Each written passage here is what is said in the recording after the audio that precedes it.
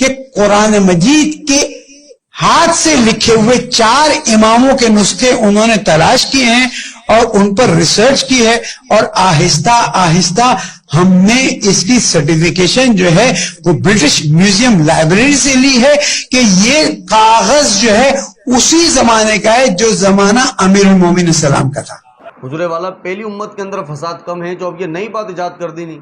کہ قرآن کریم فرقان حمید کے 4 نسخے ایسے ہیں کہ جو امیر المؤمنین حضرت علی المرتضیٰ رضی اللہ تعالیٰ عنہ کے زمانے میں ائمہ نے لکھے تھے، اور وہ نسخے جو ہیں اب قرآن کریم فرقان حمید کے ساتھ شامل کر دیے جائیں گے آنے والے وقت میں۔ میں یہ کہتا ہوں کہ قرآن کریم فرقان حمید میں اللہ نے فرما دیا الیوم اکملت لکم دینکم واتممت علیکم نعمتی ورضیت لکم الاسلام دینا،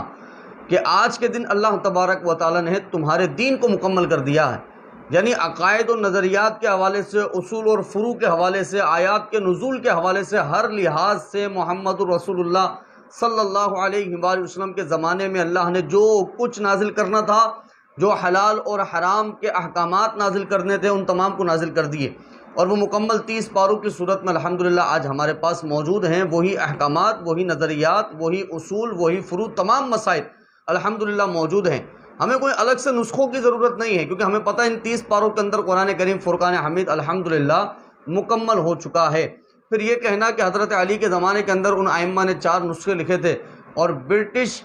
گورنمنٹ جو ہے، ان کے میوزیم لائبریری والوں نے جو ہے ان کے صفحات کی جو تصدیق کر دی ہے کہ یہ حضرت علی المرتضیٰ رضی اللہ تعالی عنہ کے زمانے کے صفحات ہیں۔ میں کہا صرف صفحات کی ان سے تصدیق کروائیں، قرآن کی آیات کی بھی انہیں سے تصدیق کروا لیں کہ حضور والا آپ کی تصدیق کر دیں قرآن کریم فرقان حمید کی آیات مبارکہ ہیں، معاذ اللہ ثم معاذ اللہ۔ حضور والا تھوڑے سے عقل کے ناخن لیں کہ آپ اس طرح سے امت میں فساد پیدا کرنے والی حرکتیں نہ کریں۔ قرآن کریم فرقان حمید اللہ تبارک و تعالیٰ نے پہلے پارے سے لے کے آخری پارے تک جو کہ ہماری اس وقت جمع ہے، یہ مکمل قرآن کریم کا نزول ہے۔ ایک آیت بھی ایسی نہیں ہے کہ جو کسی نے چھپائی ہو اور آپ اس کو اب جا کے ایڈٹ کرنا چاہتے ہیں، اس کو قرآن میں شامل کرنا چاہتے ہیں، اور صرف یہ بات کہہ کے آپ نے ایک صحابی کی نہیں، میں بتا دیتا ہوں کتنے صحابہ کی گستاخی کی ہے۔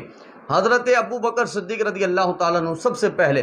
پھر حضرت عمر فاروق رضی اللہ تعالیٰ عنہ، پھر حضرت عثمان غنی رضی اللہ تعالیٰ عنہ، ان تینوں خلفاء کی آپ نے جو ہے وہ توہین کی ہے، اور آپ نے جو ہے ان کی شان کے اندر گستاخی کی ہے۔ عالیہ مجھے بیان فرمائیں، جب حضرت عمر فاروق اور حضرت ابو بکر صدیق رضی اللہ تعالیٰ عنہ نے مصحفوں کو جمع فرمایا، قرآن کے جو مصحف ہیں ان کو جمع فرمایا، تو اس وقت کیا آپ کو یہ معلوم نہ تھا کہ یہ قرآن کریم فرقان حمید کے 4 نسخہ بھی باقی ہیں کہ جو اس میں شامل ہونے ہیں؟ تو معاذ اللہ ثم معاذ اللہ کیا ہم یہ سمجھیں کہ حضرت ابو بکر صدیق رضی اللہ تعالیٰ عنہ نے قرآن کی آیات کو چھپایا، یا قرآن کی کچھ آیات ایسی تھیں کہ جو قرآن میں شامل تھی لیکن ابو بکر صدیق نے اس کو شامل نہ کیا، یا عمر فاروق رضی اللہ تعالیٰ عنہ کو معلوم تھا، یا عمر فاروق جن کے پاس جا کے مصحف جمع کر رہے تھے انہوں نے قرآن کو چھپایا؟ کہاں سمجھیں آپ کس کس صحابی اور کس کس صحابیہ پہ حکم لگے گا اس بات کو لے کر کے 4 نسخے ابھی بھی باقی ہیں؟ اور پھر سب چھوڑیں، حضرت عثمان غنی رضی اللہ تعالیٰ عنہ جامع القرآن ہے، قرآن کے جمع کرنے والے ہیں، مختلف مصحفوں میں قرآن جمع تھا،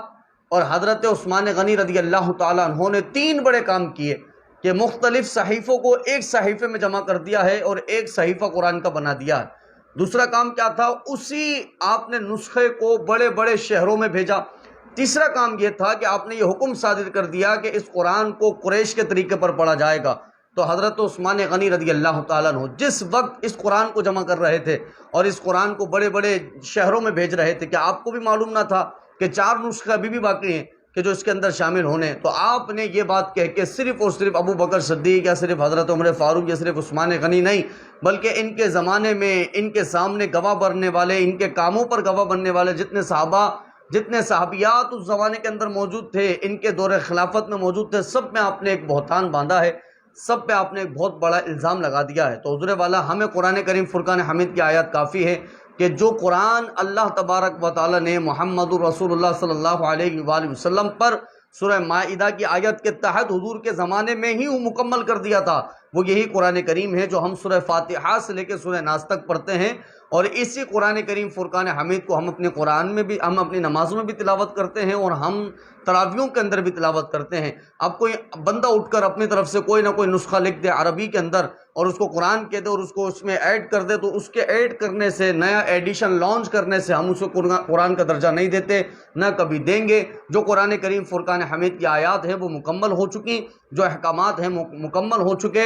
اصل فروع کے جتنے مسائل ہیں سب مکمل ہو چکے اس قرآن کریم فرقان حمید کے اندر۔ اب آپ کے یہ نسخے ہوں گے، آپ اس کو تلاوت کرتے رہیں، اور آپ جب اس کو مارکیٹ کے اندر لانچ کریں گے انشاءاللہ تعالیٰ کوئی بھی اس نسخے کو تسلیم نہیں کرے گا سوائے وہ کہ جن کے دلوں میں آپ جیسے لوگوں کی محبت پائی جاتی ہے، اور جن کے دلوں میں اصحاب کی محبت ہے، اہل بیت کی محبت ہے، اور وہ اہل سنت و جماعت کے نظریات کے قائل ہیں، عقائد ان کے بالکل درست ہیں، انشاءاللہ تعالیٰ وہ کبھی بھی ان کے